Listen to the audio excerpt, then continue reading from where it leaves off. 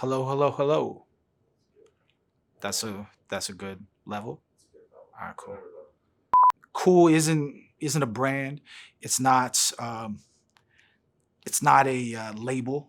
You know what I mean? It's something that's intangible. It's something that's in the ether. It's just something that lives, right? And you either have it or you don't. Style can be taught. Cool, you either have it or you don't, right?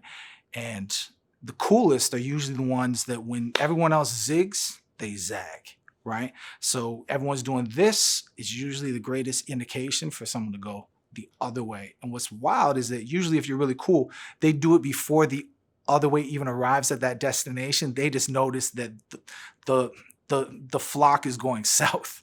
And once they go south, they're like, I'm going north. And cool usually goes whatever direction the masses aren't going. So if you show up someplace and everyone's there, you're probably not that cool. In life, you're faced with critics, but there's two things in the world that really delineates what those are. You're either offering critique or you're offering criticism. And you hear hating, trolling, all those type of words that are being used, but you got to identify what is criticism, what is critique. So criticism is usually baseless. It usually comes from misunderstanding what you're doing, or it comes from a place of questioning. So you got to use that as a gift to possibly educate and inspire and kind of uplift a person so they can connect in with you, because it's about building bridges and not about building barriers. Then on the flip side of things, if you have people that are able to critique you and offer you that in real time, and you can be comfortable in that uncomfortable moment, then that unlocks all the possibilities of how great you can be. So you got to hush all the conversation that's out there and understand that commentary is not commitment. Like I have conversations like these all the time within a DM, which I have with my guys from Vanguard. And these are young cats from the city, and they have tons of questions. And many times they're too shy to ask because everyone's so scared about making a mistake. You know what I mean? Because everything can go viral. Everything can be that moment. That one mess up can be amplified and then retweeted, reposted, and just shared over and over and over again. And it inhibits us so much that I feel that they're going to shy away from greatness, because greatness is on that edge, that edge of failure. Great and horrible, or hate and love, all these things straddle that fine line. And if everyone's so afraid to mess up, are they ever going to be courageous enough to take that shot? What's challenging about great art, and like this is the word that's being lost, because everyone says content. I hate that word. Content. Content's like filler. Like people just want to fill space. So we just need some content. Live life artfully, right? Don't drink wine from a mug. You know what I mean? Don't eat food off a paper plate, right? Go a little bit deeper and live life artfully. And I'm not saying that like in any type of way. You know what I mean? I'm just saying that there's a way that you can apply an artful sensibility to everything that you do in your life, because you are the sum of all of your choices. So if you choose to do these things, then you are those things. But don't be content, be art. Coming up, I would be watching Raptors games, and no disrespect to the announcers that were on television there, but I have a 14-year-old son, and those same announcers are the same voices that are being heard. And one of those voices, when I was in JDP, told me, hey man, you're really tall. You should work on your post moves. I'm the same height as Steve Nash. I'm not tall. Everyone else is just short.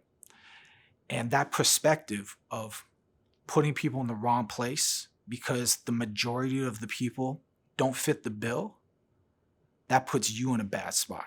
So whether it be basketball, whether it be art, whether it be business, whatever it is that you're doing, just because everyone else isn't at the right height, don't make yourself smaller.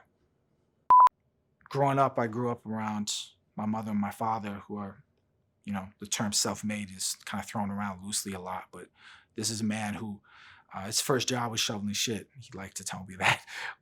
He worked his way up to the point that he was the owner of his own business, and it did very, very well.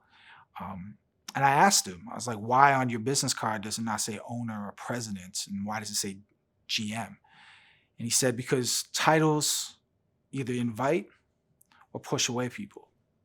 And you have to be conscious of what it is that you're putting out there. So you have to be careful about these titles, because a lot of people like to boast with titles. But in doing so, you could be blocking your blessings and not inviting them in. I feel the best title to represent is just exactly who you are. Growing up, I had a really bad stutter. So being a person that likes to talk, it kind of makes it hard because I had a lot to say, being creative, being opinionated, and you know, it made me think deeply about who I am, what I want to do, and why I want to do it. And I used to hate the fact that sometimes I couldn't communicate what I'm going to say. And then I realized that out of that weakness, I have some strength. So I just got to polish it. I got to polish all that rawness, all that anxiety and tension that builds up on my chest. So that when I do have the chance to speak, it's well thought out and it can communicate exactly what I'm going to say, because in life, you get one shot to make a first impression. So the best way is just to be comfortable in that uncomfortable moment. Being a director, you're always aware of your audience, right? So you have to understand what the character is personifying. And if I'm a director looking at me as a character, I'm a tall white male with all his hair, and he's kind of, not ugly. So what does this character have to complain about? Is this person going to be someone that you want to hear a complaint from, right? So when every single year they have the mental health month and all those type of things, it's like I always want to share, but I don't know if people really care. Usually the most visually confident people are probably the most insecure. Dealing with a really bad stutter, dealing with being the elephant in the room with everything that I do. You know what I mean? Like a white guy involved in hip hop telling rappers what to do, a white guy playing basketball. Like I was never what the archetype should be, right? And then having the insecurities of a stutter, a stammer. It's hard to make friends like that. So you kind of become closed off, and you have to walk with a little bit of confidence. And then people think that you have airs about you. You think you're too cool, but I wasn't, And the hardest part is trying to communicate that when your body fails you. You drive down streets and you'll see golden arches and it'll say over 10 billion served. And you go through your feed and you see likes. You see all these numbers stacking up, stacking up, stacking up. And what scares me is people finding validation in these numbers.